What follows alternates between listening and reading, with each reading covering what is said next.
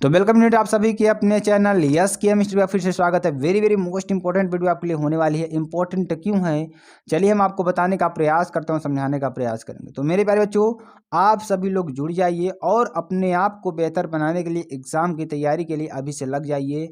सब काम हम छोड़ दीजिए 3-4 दिन, क्योंकि आपका पेपर अहम है इस समय। काम तो उसके बाद भी हो जाएगा, ठीक है।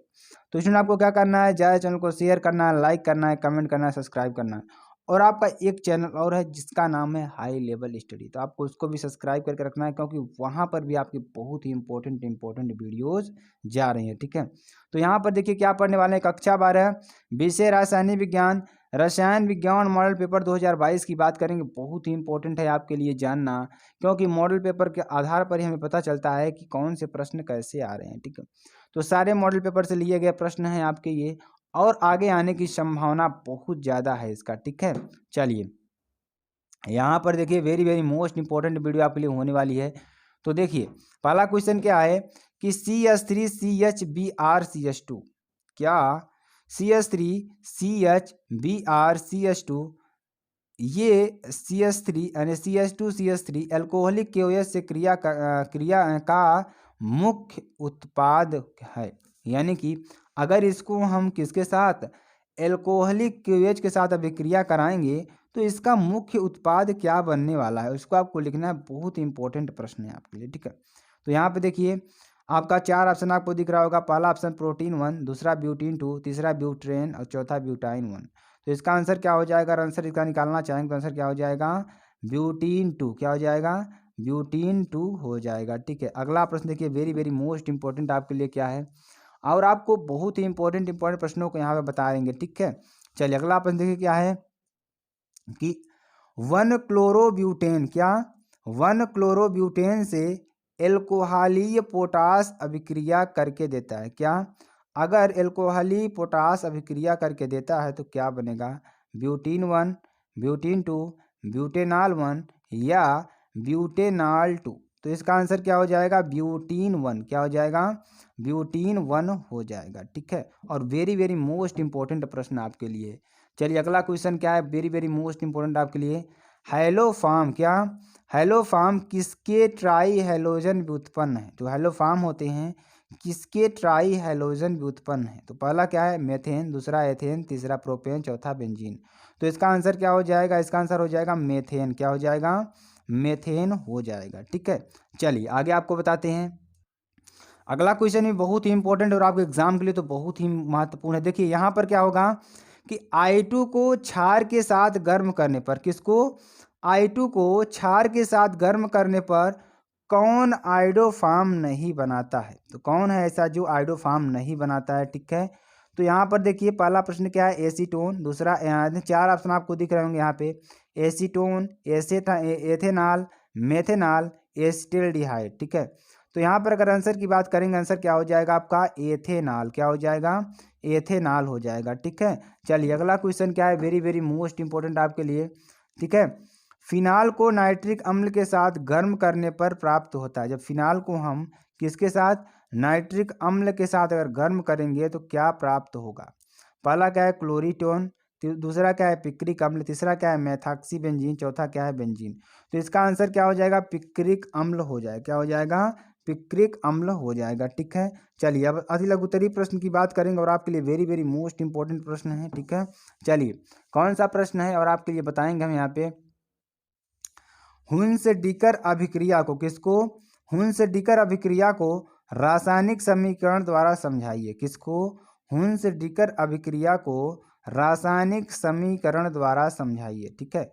तो यहाँ पर देखिए आपका इसका आंसर क्या होगा, वेरी मोस्ट इंपॉर्टेंट प्रश्न है आपके लिए। तो यहाँ पर देखिए इस अभिक्रिया में, किसमें, इस अभिक्रिया में कार्बोक्सिलिक अम्ल के, किसके, कार्बोक्सिलिक अम्ल के सिल्वर लवण की ब्रोमीन से अभिक्रिया, किसकी, सिल्वर लवण की ब्रोमीन से अभिक्रिया कराकर एल्किल ब्रोमाइड बनाया जाता है। क्या बनाया जाता है, एल्किल ब्रोमाइड बनाया जाता है।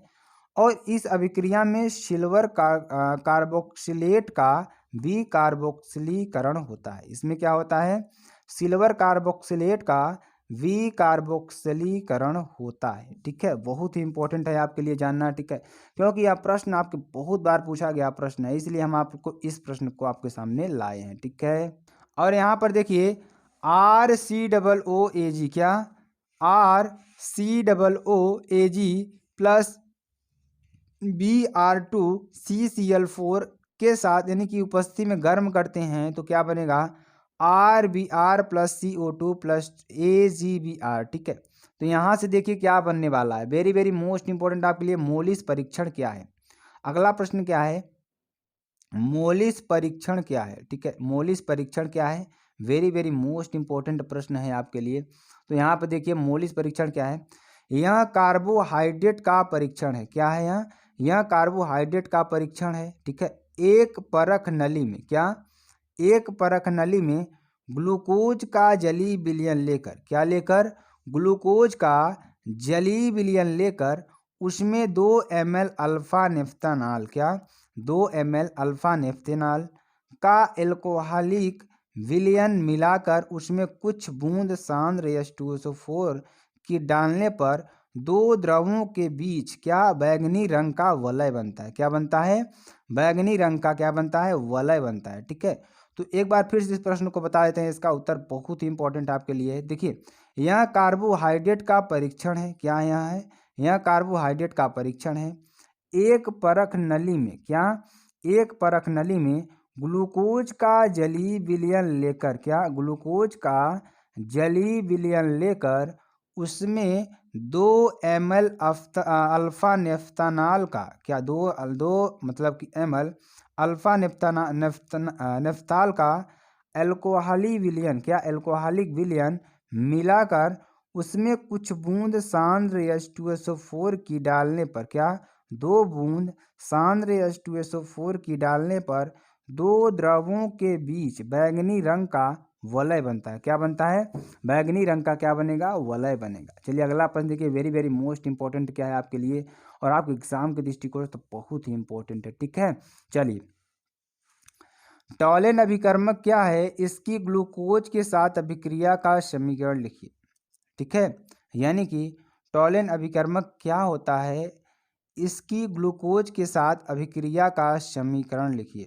ठीक है, तो अमोनियामय सिल्वर नाइट्रेट, क्या अमोनियामय सिल्वर नाइट्रेट का विलयन ही टॉलेन अभिकर्मक कहलाता है। क्या कहलाता है, अमोनियामय सिल्वर नाइट्रेट का विलयन ही टॉलेन अभिकर्मक कहलाता है। ठीक है, क्या कहलाता है, टॉलेन अभिकर्मक कहलाता है। ठीक है, चलिए आगे देखिए अगला प्रश्न क्या है, वेरी वेरी मोस्ट इंपॉर्टेंट।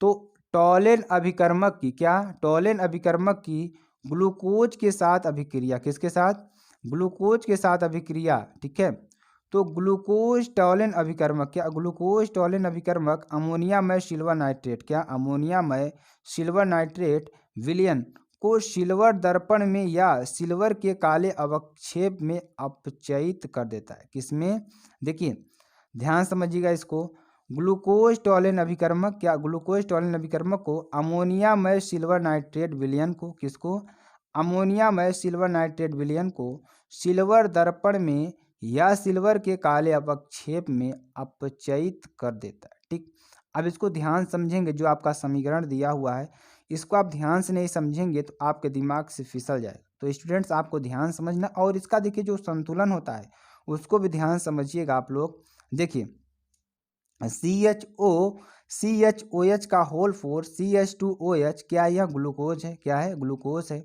और यहाँ पर देखिए Ag2O टॉलेन अभिकर्मक की टॉलेन अभिकर्मक है हमारा ये Ag2O के साथ जब इसको गर्म करते हैं, दोनों को मिलाकर गर्म करेंगे तो बनेगा क्या, COOH CHOH CH2OH ग्लूकोनिक अम्ल बनेगा और प्लस में क्या बनेगा 2Ag सिल्वर बनेगा। क्या बनेगा, 2Ag सिल्वर बनेगा। ठीक है, अगला क्वेश्चन देखिए क्या है कि नाइट्रोबेंजीन की, किसकी, नाइट्रोबेंजीन की NO2 समूह तथा, क्या NO2 समूह तथा बेंजीन वलय की, क्या बेंजीन वलय की एक एक अभिक्रियाओं के रासायनिक समीकरण लिखिए। क्या लिखना है इसमें, एक एक प्रक्रियाओं के रासायनिक समीकरण लिखिए। ठीक है, तो यहाँ पे क्या हो जाएगा, NO2 समूह की अभिक्रिया, किसकी, NO2 समूह की अभिक्रिया।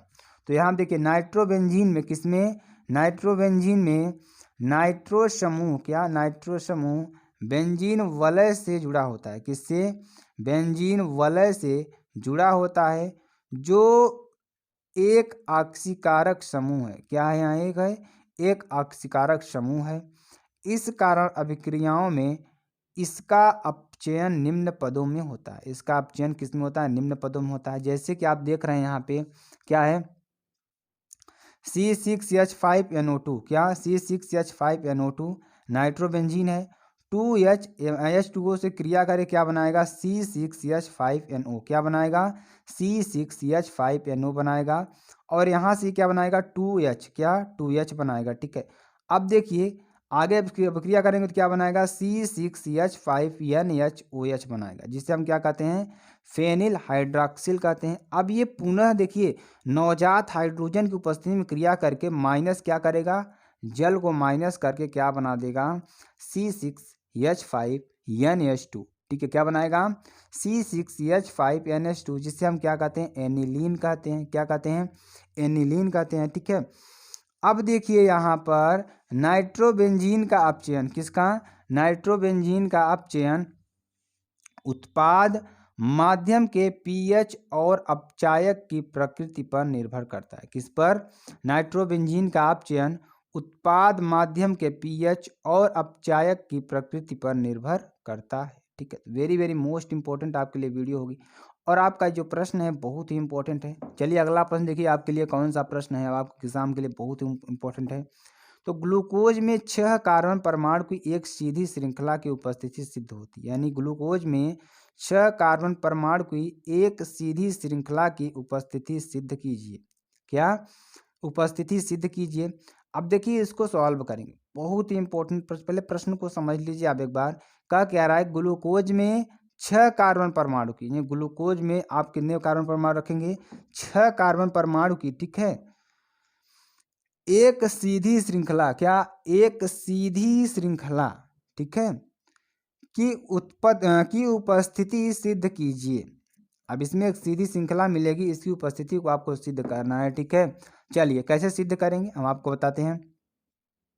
HI तथा लाल फास्फोरस के साथ, किसके साथ, HI तथा लाल फास्फोरस के साथ लंबे समय तक गर्म करने पर, क्या करने पर, लंबे समय तक गर्म करने पर यह N-हेक्सेन और 2-आइडोहेक्सेन देता है।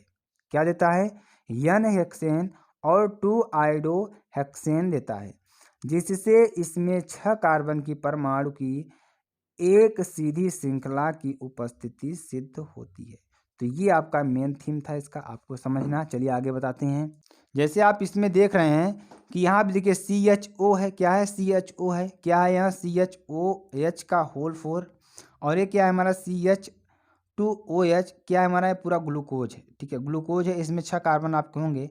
यहाँ पर देखिए जैसे कि यहाँ पे देखिए 4 इधर हो गया, 4 कार्बन ये हो गए, और एक ऊपर एक नीचे, 6 कार्बन आपके हो गए। ठीक है, अब देखिए ये किसके साथ, HI और लाल फास्फोरस के साथ जब यह अभिक्रिया करेगा, इसकी उपस्थिति में अभिक्रिया करेगा तो क्या बनेगा, CH3 CH2 CH2 CH2 CH3 बनेगा। ठीक है, जिसे हम क्या कहेंगे, N-हेक्सेन कहते हैं। क्या कहते हैं, N-हेक्सेन कहेंगे।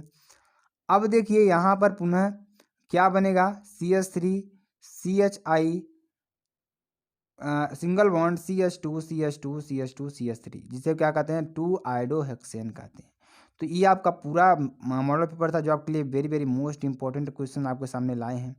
तो स्टूडेंट आपको वीडियो कैसी लगी कमेंट सेक्शन में जरूर बता दीजिएगा। फिर मिलते हैं नेक्स्ट वीडियो में नए टॉपिक के साथ।